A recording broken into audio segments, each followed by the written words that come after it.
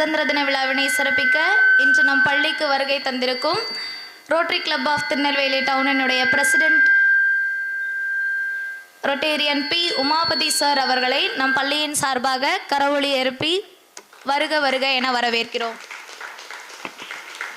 President sir அவர்களுக்கு நம் பள்ளியினுடைய தாளாளர் அவர்கள் பொன்னாடை போற்றி கௌரவிப்பார்கள்.